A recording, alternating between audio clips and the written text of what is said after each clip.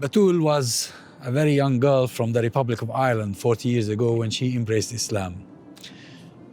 A very interesting story. We're going to her house here in this village of Markfield to hear it from her.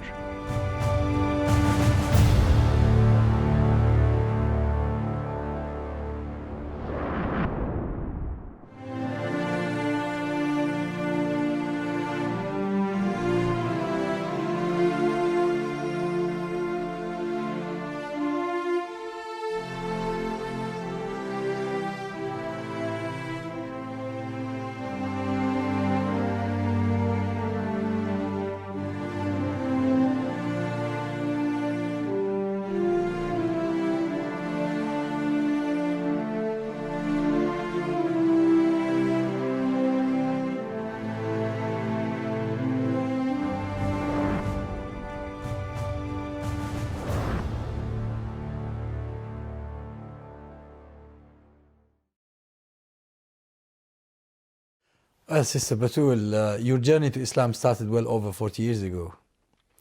How was it? How did it start? 40 years is a long time. And it's almost sometimes difficult to remember some of the different circumstances and situations that were in vogue at that particular time. But I was born into a farming family in Ireland. We were a family of 10 children. The Republic or Northern Ireland? The Republic. The Republic. Yes, the Republic of Ireland. There were 10 children, and I was the first of 6 girls after 3 boys. So I was, I guess I was the daddy's girl, I was long awaited, the first girl after 3 boys and so on. So there was great excitement and so on and so forth. So yeah, it was we were a Catholic family. My parents were very dedicated Catholics. We went to church. We actually prayed together in the evenings as we grew up. I remember we were all summoned to pray the Rosary, which was a specific prayer from a Christian perspective, and we all joined in. And and prayer and religious was all very significant, as I was growing up. We went to church regularly, and we went as a whole family. My parents would sometimes, my dad would go to church earlier on the Sunday morning, and my mum would look after the little kids, and then my dad would stay at home, and she would go to the later service and take some of us children as well, and he'd look after the little children. But it was very much a collective effort all the time. So faith and spirituality and God consciousness was very much part of my upbringing. So then I went to boarding school, and we were taught by nuns. And that was very significant for me because I really respected the religious order. And I really respected the nuns in their sense of deep and meaningful spirituality. And they used to have various different times of the day when they would have collective prayers and collective spiritual meditation and so on. And I used to listen to that a lot because they used to sing and chant, and I really loved it. And I also was a member of the choir. So when I was in boarding school, we went to Mass every single morning, and then we went twice on Sundays because being in the choir, I had to be there in order to sort of sing and perform at both services on the Sunday morning. So again, it was very religiously oriented. And I know that coming from Ireland, there's been a lot of problems and concerns that have been expressed over the years historically about religious abuse and sexual abuse of children and so on. But I have to say that for me, we never experienced anything like that. And my time in boarding school was an absolute joy. In fact, I think we did less work and more, playing around and getting into mischief all the time. But anyway, I mean, as it came towards the end of, when I was in boarding school for about a year, 2 years, my father became very ill. And he suffered a heart attack. He was about 53 at the time. And my youngest sister had just been born that very same year. She was born in the end of January, and he had his heart attack in August of that year. And of course, that was hugely, it was a huge blow to my mum and to the whole family, really, because there were 10 children. A lot of them were very young, very little at the time. And she was distraught. My mum was distraught. She didn't know what was going to happen.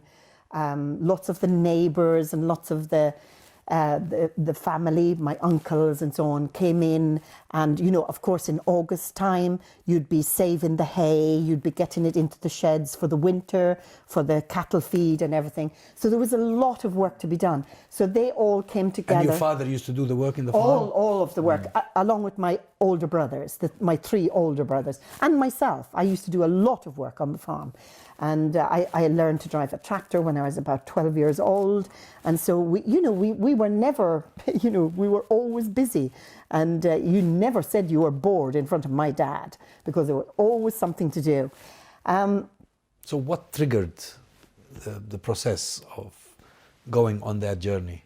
So I was about 12 or 14 years old when my father had the heart attack. And then about a week later, he had a stroke.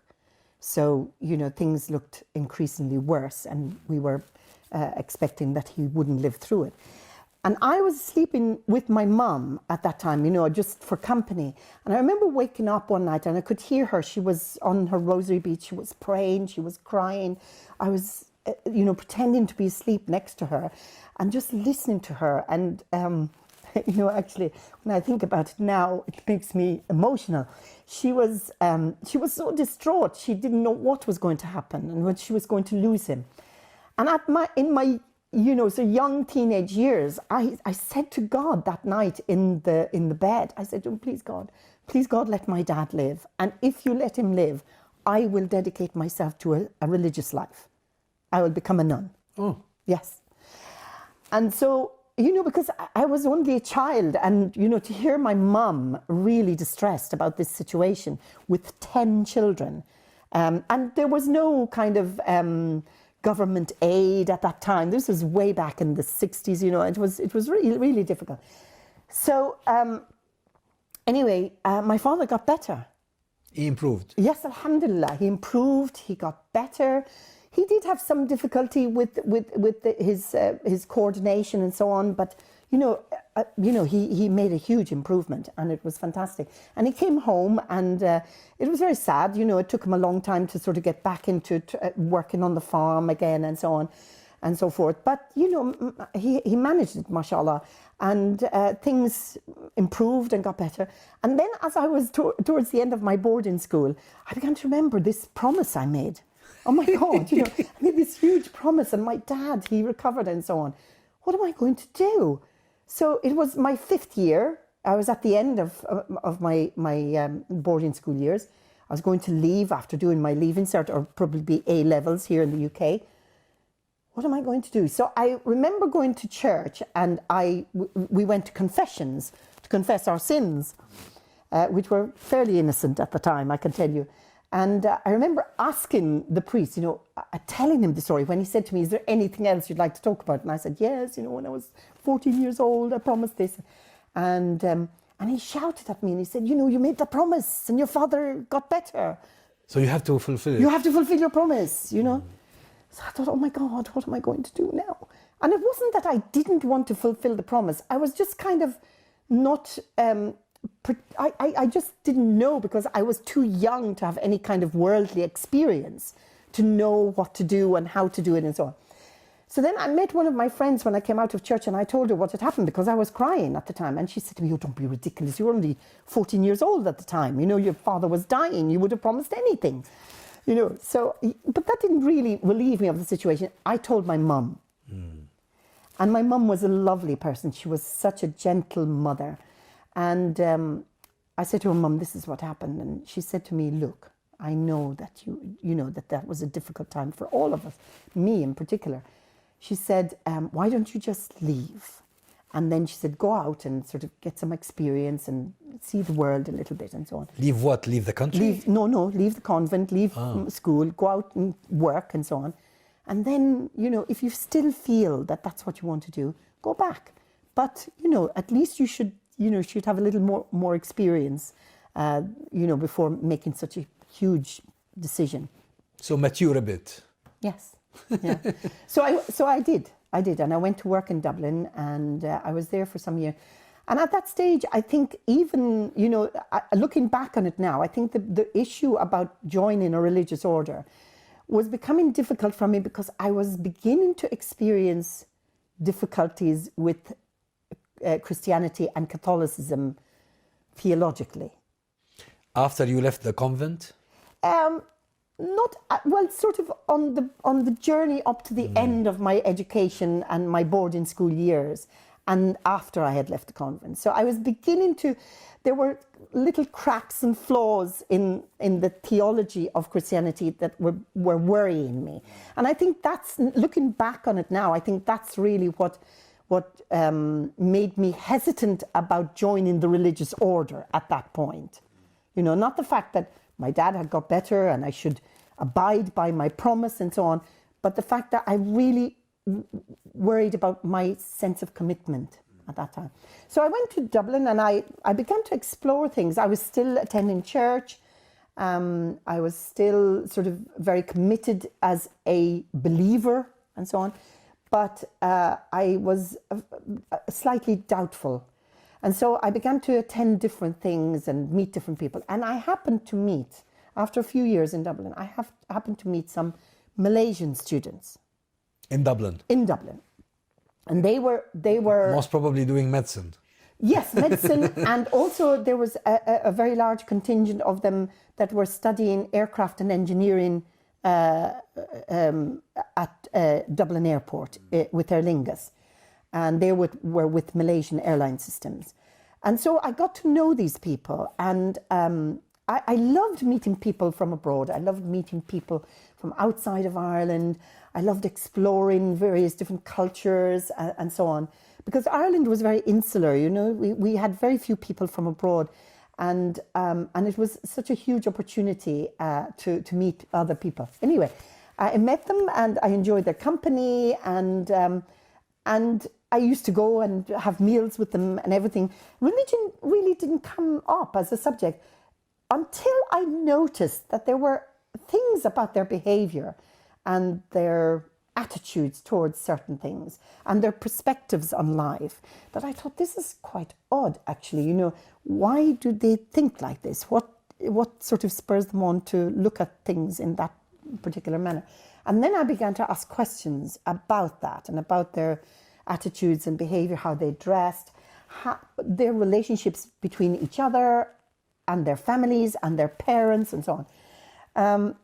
And then they started talking to me about Islam and about the fact that from a religious perspective... That was about the mid-70s, wasn't it? Yes, it was. When the Malaysian government was sending a large number of students. Yes. Yes. Yes.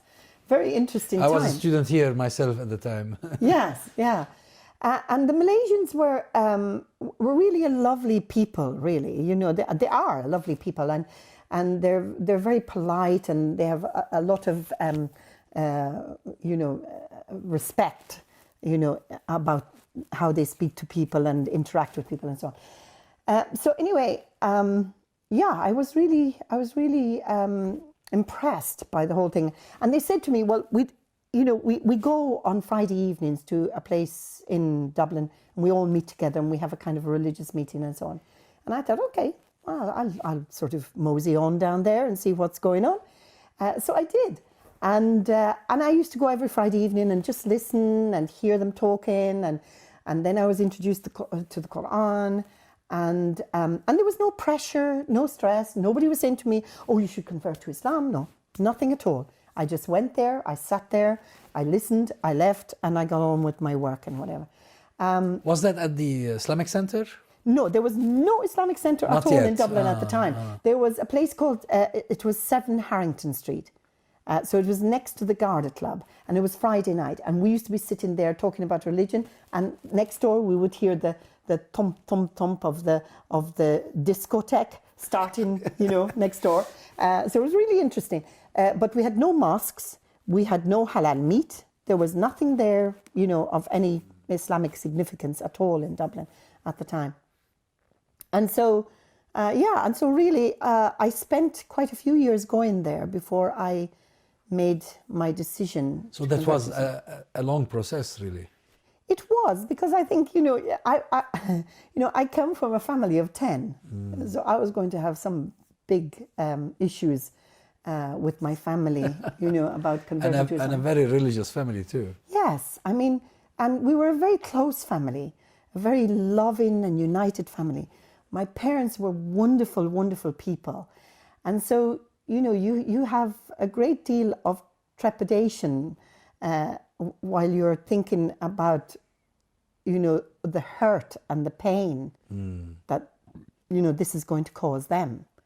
And so it's, you're hesitant not hesitant to convert to Islam and to believe that Islam is the right thing, but to be able to break that news to your family. You worry about the repercussions. Yes, very much so. And if you ask me now, even in the age that I am now, what has been the most painful thing for me in my entire life, and particularly since I became a Muslim, I would have to say it was the pain and the anguish that I caused my parents on my conversion. How did they react when they knew? They were devastated. They were devastated, and not in a way, they weren't devastated because, they hated Islam or they hated Muslims. They didn't know anything about Islam or Muslims. In fact, neither did I. I was not aware of Islam at all until I met these Muslims. Maybe your parents thought they were losing you. It's not so much the fact that they think they're losing you. I think parents who, when parents bring up their children, they instill in their children a set of values. They want to build your character and personality to be one that's going to, benefit society, that's going to be out there and you are going to be a moral compass for everybody else that you meet out there. And so they give you these values and they give you these characteristics and so on, because that's what their parents passed on to them. And from a religious perspective, that was the kind of personality and character that they felt was something that they wanted to pass on, was a gift. It was the most valuable thing that they could pass on to their children.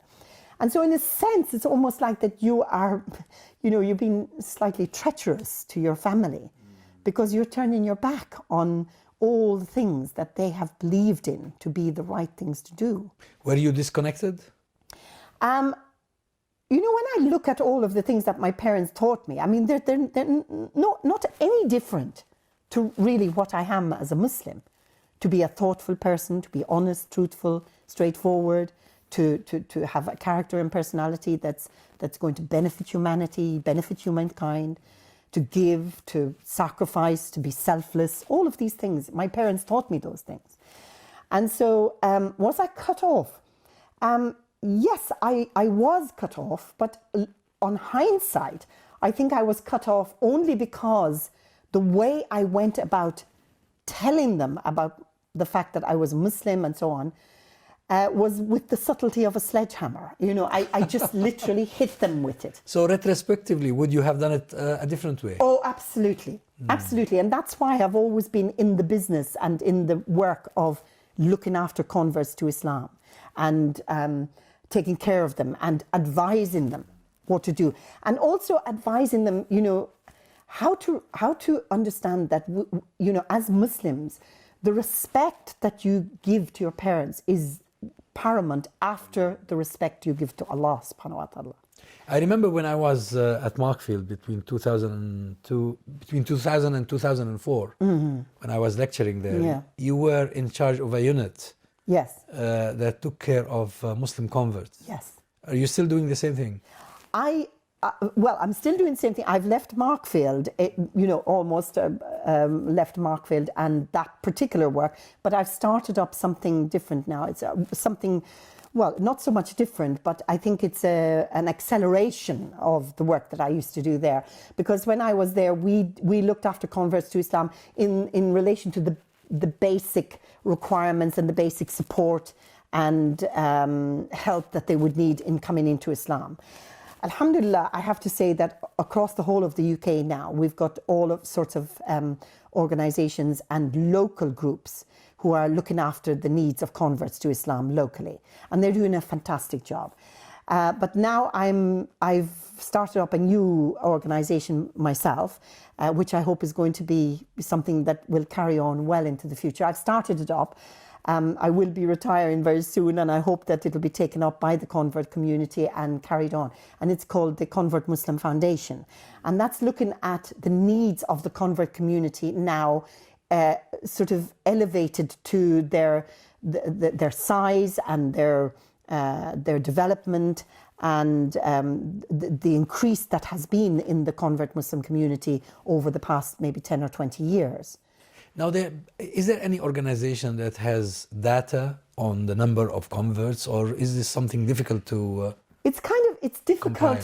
To accumulate that kind of data, simply because we have so many thousands of mosques all over the UK now, and a lot of the mosques have not been managed properly, and over the years they have never kept any files or any detail of people who have converted to Islam through their mosque doors and so on. So only now, with the help of organisations like MCB and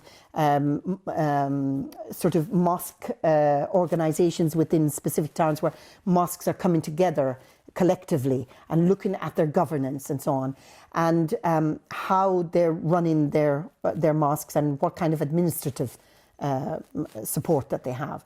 And now I think that they're more organised. And until now, nobody's ever done that kind of research work. Now, when you had the rejection from your family of what Yes. You decided to do, Yeah. was that what motivated you to leave Ireland and come here, or you came here for different reasons? Yes, more or less. I mean, my father was devastated, and he wept openly in front of me, and he was devastated, and that was very difficult to deal with. My mum, on the other hand, was your typical mother. She was incredibly upset. She was very loyal to my dad, but she was determined that she wasn't going to lose me. And so, yes, I did leave Ireland, but that was because I got married. I happened to be in the mosque in Dublin one Friday evening. It was after Christmas in 1982 or 3, I can't remember. I mean, I converted to Islam in 1979. And so I was in the mosque, and somebody came in and told me that there was this man who was visiting Dublin, visiting some friends in Dublin, and he wanted to get married. So I was suggested. This is like arranged marriage, isn't Yes, it? absolutely. Oh, totally. So I remember they said to me, he's down, he's in a room at the back of this, house that we were using as a centre. And I said, okay. And I was sort of thrown into it at the deep end. I was really it was a bit awesome. But anyway, I went down, and I remember leaving the room that I was sitting in where we were doing a kind of a study circle. And I remember between that and walking to the room where he was, I remember reciting Al-Fatiha to myself. And then I walked into this room, and this gentleman was sitting there with his friend, and his wife was the person who escorted me down there. So she sat there as well, and I sat down. The friend's wife? Yes. Excuse me.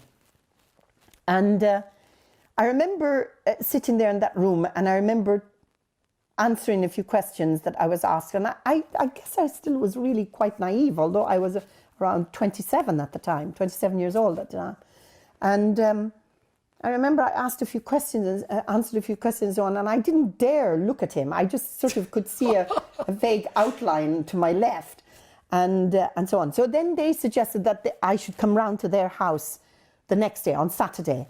So I went round to their house, and I met this gentleman again, and I thought, okay, I wasn't, I wasn't averse to the whole idea. And then they came round to the house where I was staying with a Malaysian couple on the Sunday morning. And we were married on Sunday afternoon. So quick. I mean... And that's why you moved here. Can you blame my parents for being so upset? Yes, I mean, I moved here over to England. He was living here in England at the time. So it was just a matter of me moving. But I had to give up my job. I had to pack up lock, stock and 2 smoking barrels and then move everything over here to the UK. And we lived in Leeds first. My husband was called Abdul Jabbar, Allah yarhamu. He passed away about 4 years ago. Yes. He was at Markfield. Yes. He was a very quiet man. He was a wonderful Muslim. He was a very quiet man, a very shy person. And he was from Iraq. We had 4 children, but we moved over to Leeds, and we stayed there for about 10 years, maybe, or 8 years. I had 3 children, a boy first, Tarek, and 2 girls. And then I decided to go to Wales, to the University of Wales, and study Islamic studies and comparative religions. So I think we moved to Wales in about 1988 or 89. And then I spent 3 to 4 years there. I had another child, and we came back from Wales to Leicester with 4 children. And then I took up residence in Markfield, and I was working at the Islamic Foundation. And you've been here since? And I've been here since, yes. Well, Sister Batool, it's been really a great pleasure talking to you. Thank you so much. And to you too. The pleasure was all mine. Thank you. Thank you.